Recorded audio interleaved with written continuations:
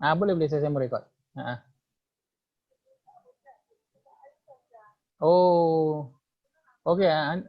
Nanti terkeluar. Saya masih lagi dalam kelas bersama-sama. Okey, boleh nanti. Baik. Jan Nurul terkeluar. Dia ingatkan internet boleh nampak saya Okey semua Boleh, tak ada masalah. Boleh. Baik. Lain sekali tadi Haji, maaf. Haji Yahya.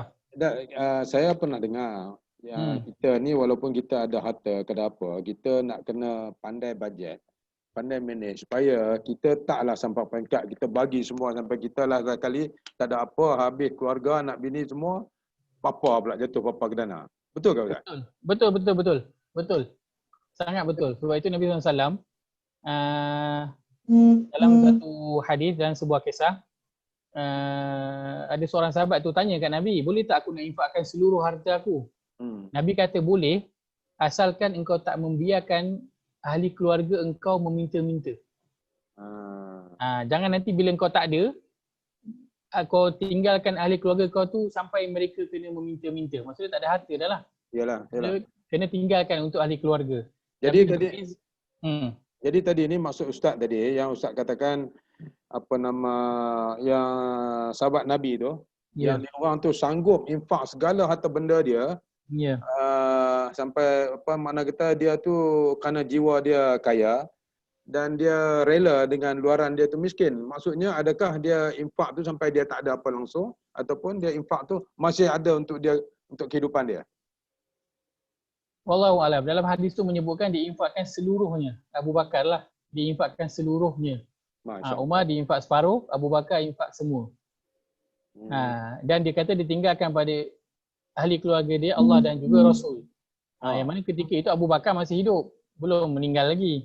Yang Nabi larang kita infak semua, maksudnya kita tinggalkan wasiat untuk kita infakkan semua harta kita bila kita dah mati. Lalu tak ada harta untuk ahli keluarga kita lagi lah sebab kita dah tak ada nak mencari harta. Tapi Abu Bakar waktu Nabi suruh infak tu dia infakkan semua.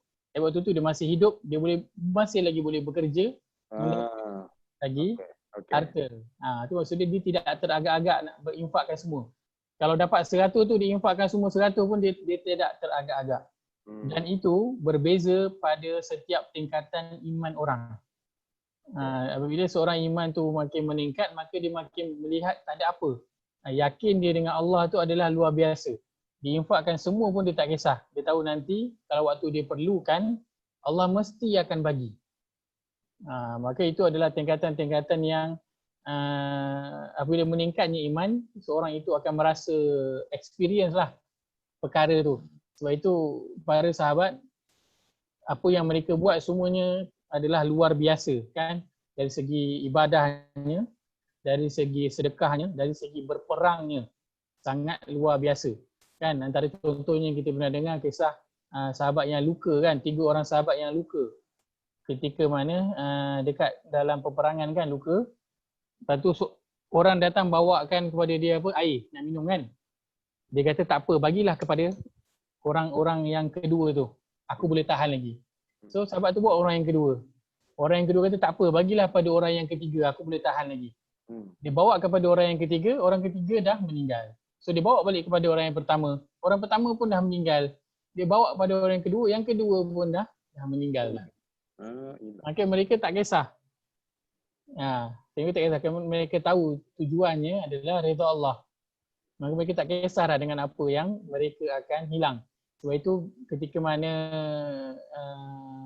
kaum muhajirin datang ke Madinah kan. Kaum Ansar di Madinah tu tak kisah pun nak membantu. Bagi apa pun tak kisah. Kan hatta kalau kata dia nak isteri pun dia bersedia. Kau nak yang mana, aku sedia menceraikan dia dan nanti dah ambil iddah kau boleh kahwin dengan dia. Tak kisah. Harta nak berapa banyak ambil lah. Nak rumah pun ambil lah. Tak kisah dah. Kerana telah dididik oleh Nabi SAW untuk melihat perkara yang lebih besar iaitu wa amila lima ba'dal maut, beramal untuk selepas mati nanti. Sebab itu Nabi mohon kaya, tapi kaya adalah kaya kekayaan jiwa. Bila jiwa kaya, maka yang luar tu tak kisah dah. Tak kisah. Ustaz, Dia saya. Ustaz, sahabat yang hidup zaman Nabi, saya ingat dia berani buat sebab dia tahu guideline tu Nabi ada, Nabi boleh bagi tahu. Ni macam kita ni Ustaz. Kita ada bajet, katalah ada bajet lagi, kita dah pencen, ada bajet nak hidup 10 tahun. Lepas tu orang duk main minta sedekah sana sini, aku bagi ni lari ni. Dah 10 tahun ni. Itu kalau 10 tahun, kalau kita lajak pergi 15, 5 tahun lagi ke depan tu apa kita nak buat? Jadi ukuran dia tu Zat, ukuran atau tahap yang kita seharusnya menginfak dan kita seharusnya melakukan orang kata apa ni, kaya jiwa kita tadi tu. Di mana, macam mana kita nak cari dia punya orang kata panduan dia? Baik. Seorang itu, Nabi SAW sebutkan dalam hadis, kita semua telah ditetapkan rezeki masing-masing. Dan seseorang itu tidak akan mati melainkan telah habis dia punya rezeki. Dalam sebuah kisah, dikisahkan bahawa ada seorang tu, dia jatuh ke dalam perigi. Dia jatuh dalam perigi yang dalam, dia tak dapat naik. Dia dah jatuh tu, dia luka. Perigi yang dalam, dia jatuh, dia luka. Dan dia tak dapat naik ke atas. Setelah berapa lama, kebetulan ada orang lalu. Orang jumpa dia, orang pun bawa dia naik atas. Dia naik di atas, orang bagi dia minum segelas air susu. Lepas dia minum segelas air susu tu, orang tanya dia, macam mana kau boleh jatuh? Dia pun ceritalah, aku ni, hari tu, aku jatuh sebab aku berdiri dekat tepi ni. Dia tunjuk. Dia berdiri dekat tempat yang sama, lalu dia jatuh lagi sekali dan dia mati. Pengajaran dia ialah apa? Ulama bagi tahu, selagi seseorang itu rezeki dia tidak habis, Allah akan beri rezeki dia walaupun dengan cara yang dia tidak sangka. Lelaki tadi yang dia jatuh dalam perigi, dia boleh saja mati dengan jatuhnya itu. Tapi Allah kata, dia masih ada lagi rezeki segelas susu yang belum lagi ditunaikan. Hak dia ada lagi segelas susu. Maka sebab itu orang jumpa dia, bawa dia naik atas, dia minum segelas susu je. Lepas tu dia jatuh balik ke dalam perigi yang sama dan mati. Maka itulah setiap kita pun sama. Nabi kata, setiap daripada kita tidak akan mati kecuali setelah habis rezeki kita. Maka kita simpanlah banyak mana pun. Kalau Allah kata, contoh kita dah bajet nak simpan untuk 10 tahun. Tapi dalam perkiraan Allah, kita akan hidup setahun je lagi. Setahun je lagi. Maka dalam masa setahun tu, Allah akan cukupkan semua rezeki kita. Dan kita akan mati. Katakanlah, kita simpan hanya setahun je. Dan Allah takdirkan kita hidup lagi 10 tahun. Maka macam mana pun Allah akan beri kita rezeki untuk 10 tahun tu. So Allah dah takdirkan kita akan mati lagi 10 tahun. Buatlah kok mana pun, kita pasti akan dapat rezeki sampai nanti kita mati. Kalau kata kita dah ready simpan untuk 10 tahun, aku dah cukup dah untuk 10 tahun ni, bajet dah cukup dah, tak payah buat apa. Boleh tak bajet yang 10 tahun tu, kalau Allah kata kita tak ada rezeki, Allah ambil balik bajet kita tu, so dah tentunya boleh. Allah bagi rumah terbakar sekali habis. Kata kau, tak Ustaz, saya simpan dekat bank. Allah bagi kita jatuh sakit. Habis duit kita untuk pakai buat perubatan. Allah bagi kereta accident. Allah bagi anak sakit, isteri sakit. Allah bagi rumah runtuh ke, bermacam-macam cara Allah boleh bagi untuk menghabiskan rezeki kita tu. Walaupun ikut perkiraan kita, kita dah simpan untuk 10 tahun dah. Dah tak fikir dah Allah boleh habiskan. Maka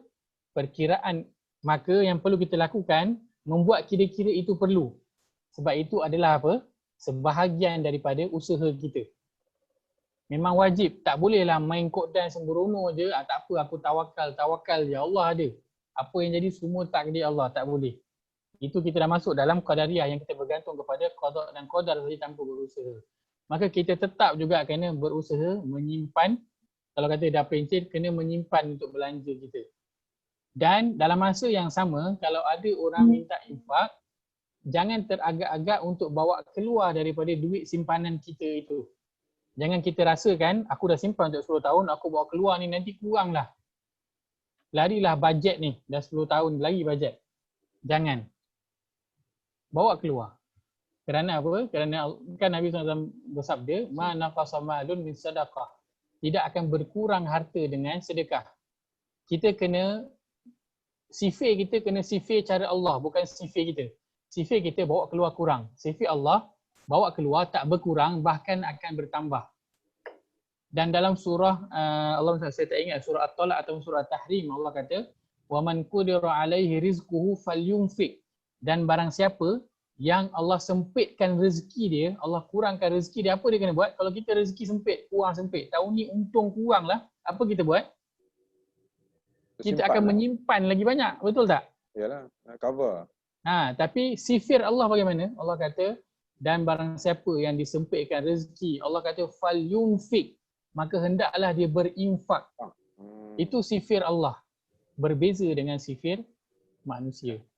Tetapi tetap perlu ada, Islam kata al-akhdhu bil asbab. Sebab tu kena ada, kena menyimpan.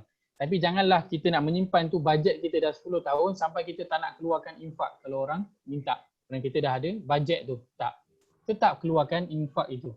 Sedekah, derma, bantu orang, sponsor makan, sponsor kelas pengajian. Jangan kita rasa 10 tahun tu dah tak boleh usik langsung. Kerana kalau kita tak usik langsung pun, kalau Allah nak ambil, Allah boleh ambil dengan pelbagai cara. Kan? Hatta nasi nasuak kat mulut pun, kalau kata bukan rezeki, bukanlah rezeki juga. Kan? Kalau dah kata ada duit penuh dalam poket nak pergi makan, kalau tak ada kedai makan buka, tak guna juga duit yang penuh dalam poket tu.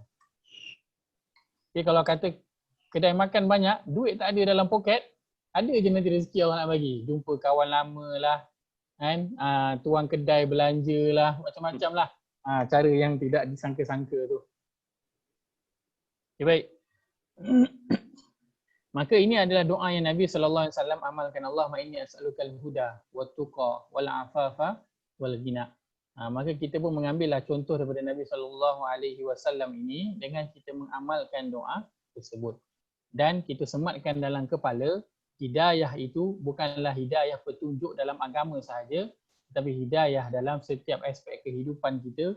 Nak memasak, nak kemai rumah, nak jaga anak, nak keluar berjalan, nak pergi bekerja, nak pergi belajar, semua itu perlu kepada petunjuk.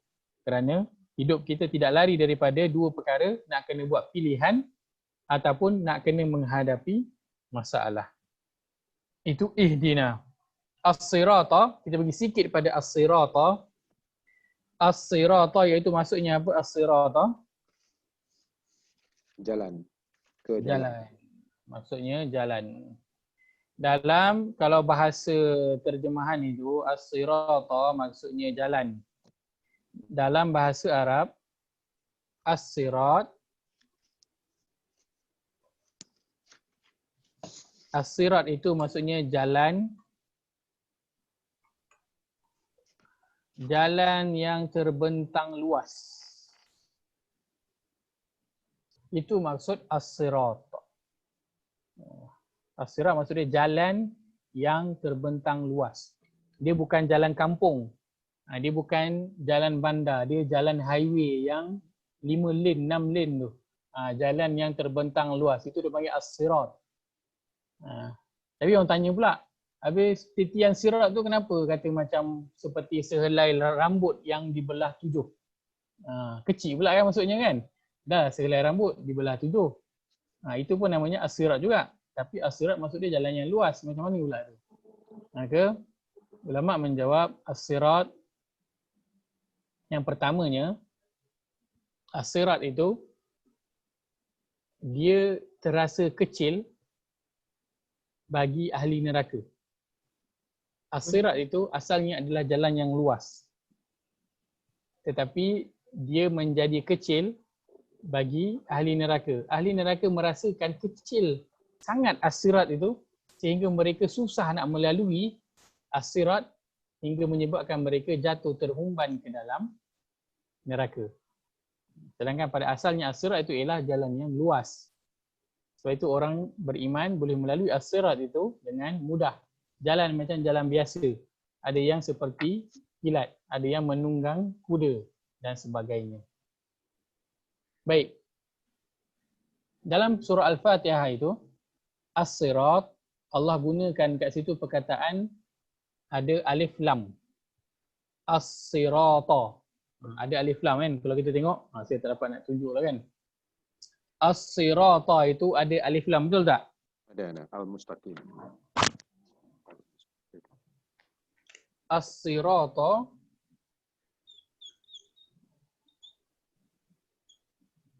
ni kat depan dia ni.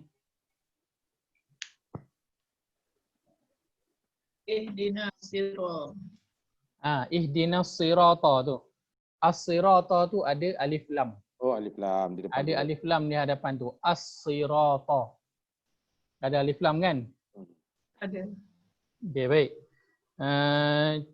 Cuba kita lihat dalam surah 6. Surah 6 ayat 161. Kita lihat surah 6 ayat 161.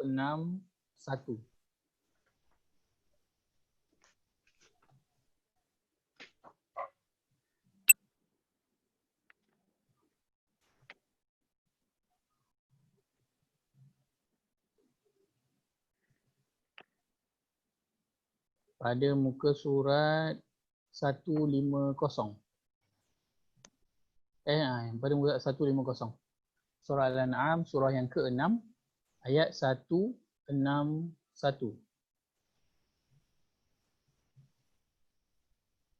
Baik, Allah berfirman, A'udzu billahi minasyaitonir rajim. A'udzu billahi minasyaitonir rajim. Qul innani hadani rabbi ila siratim mustaqim.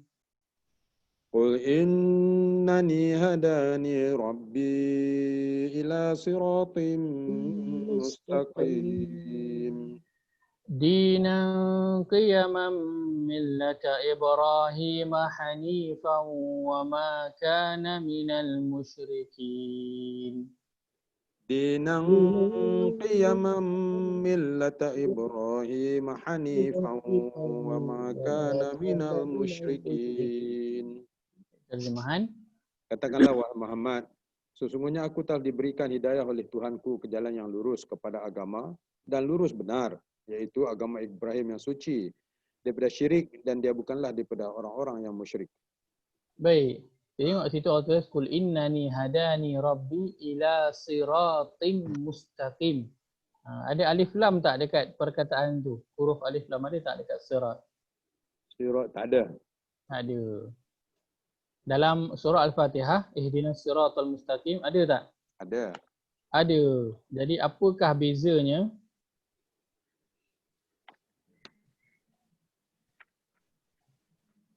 Alif lam ni bukan itu Ustaz begitu kata dia macam spesifik ke Ustaz? Ya, betul. Alif lam itu dia macam dalam English tu the. The. Jadi dia spesifik. As-sirata, kita memohon as-sirata, jalan, iaitu jalan yang tertentu.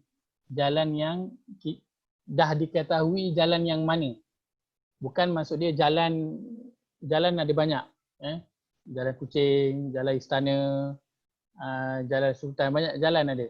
Tapi bila kita sebut as-sirata, kita dah tahu dah jalan Kucing. Jalan yang itu, bukan jalan yang lain. Dah tentu, jalan itu. Dah tahu. Maksudnya kita mohon kepada Allah, ihdina as-sirata, iaitu jalan yang satu tu. Bukan jalan yang lain. Jalan yang satu tu yang kita nak mohon itu.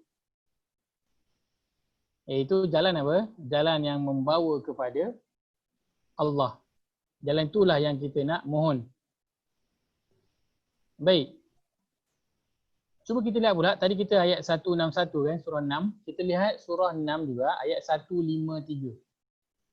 Cuba kita lihat surah 6, ayat 153. Satu muka surat je sebelum tu. Satu muka surat 149.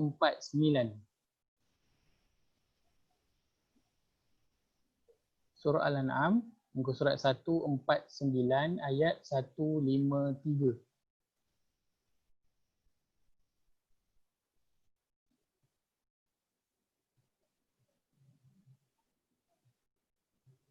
Baik, Allah berfirman, A'udzu billahi minasyaitonir rajim.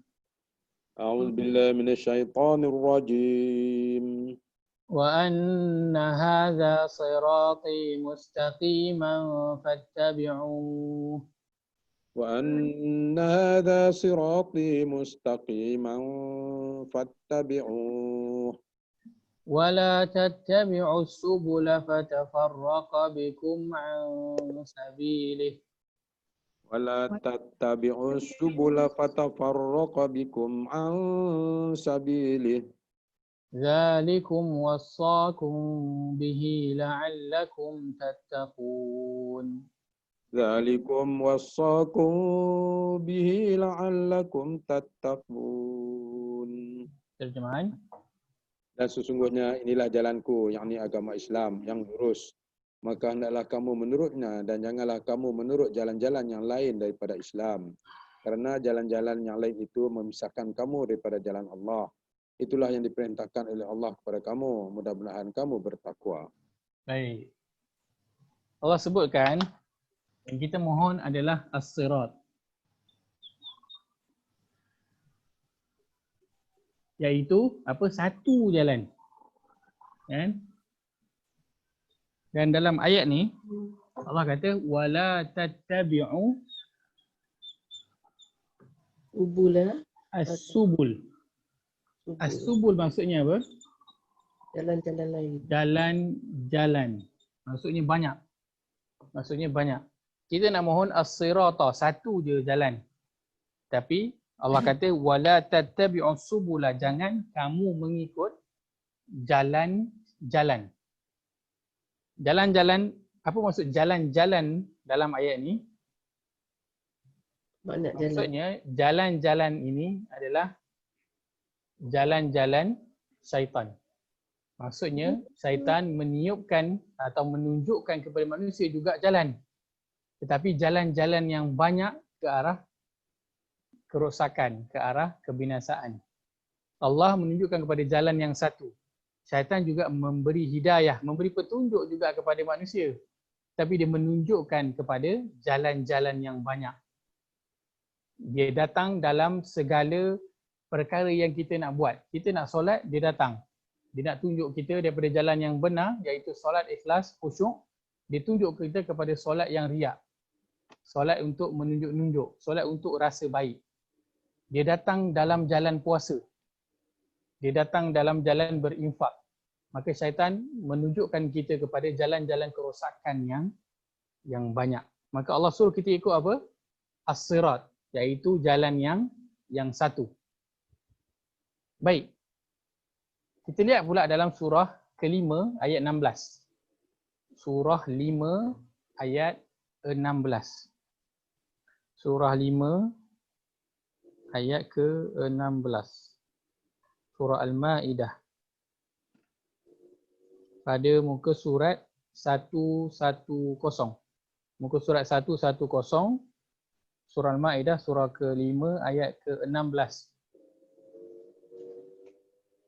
Baik, kita tutup dengan ayat ini. Allah berfirman, A'udzubillahi minasyaitonir rajim. A'udzubillahi minasyaitonir rajim. Yahdi bihillahu man ittaba'a ridwanahu subulas salam.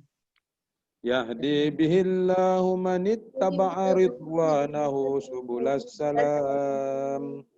Wa yukhrijuhum minadh dhulumati ilan nuri biiznih. ويخرجهم من الظلمات إلى النور بإذنه ويهديهم إلى صراط مستقيم. ويهديهم إلى صراط مستقيم. Baik, terjemahan.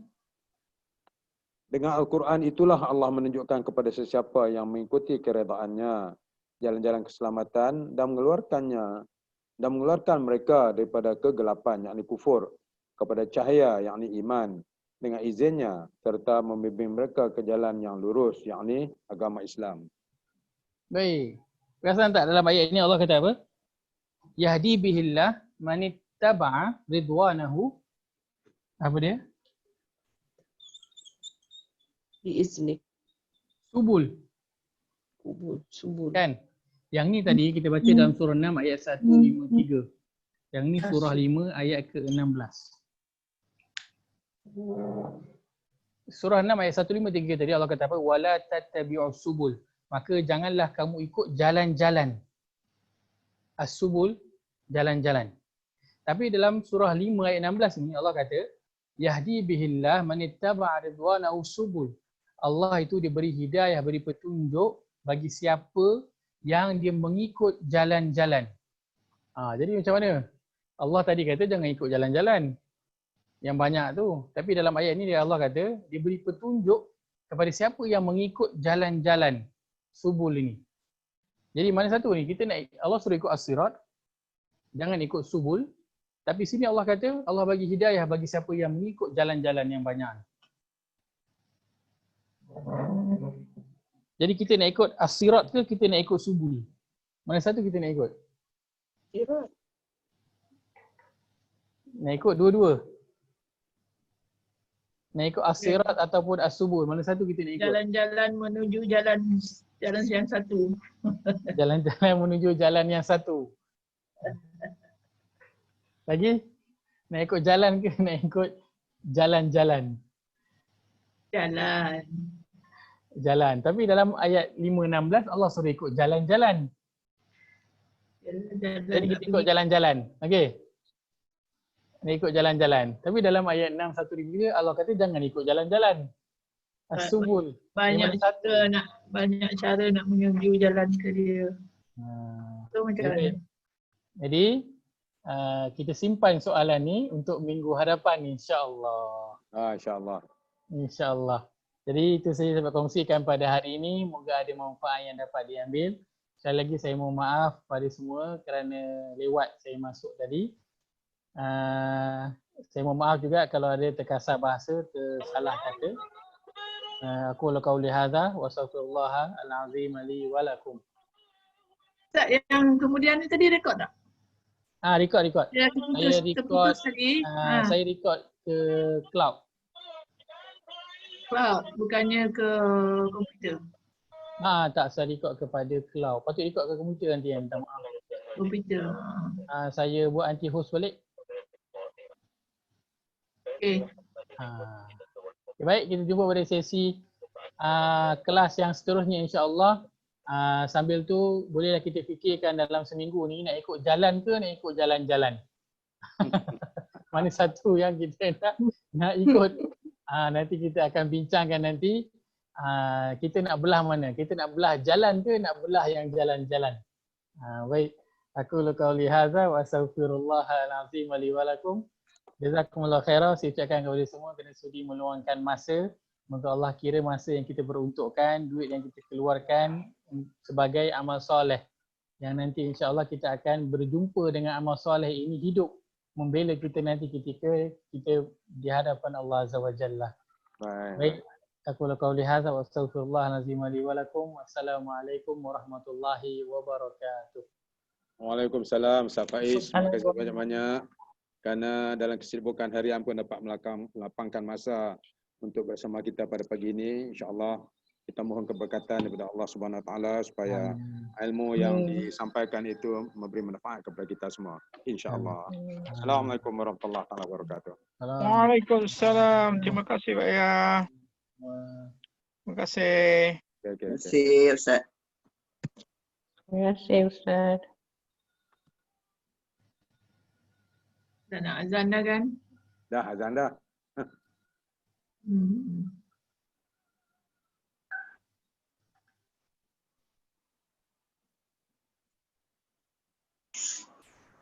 Boleh lah Alif ya. Sekejap lagi Alif dah meeting.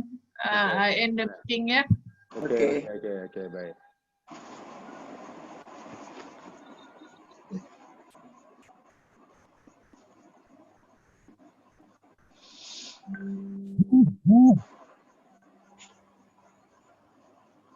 Assalamualaikum. Salam. Waalaikumsalam. Terima kasih. Salam. Bye Jimah.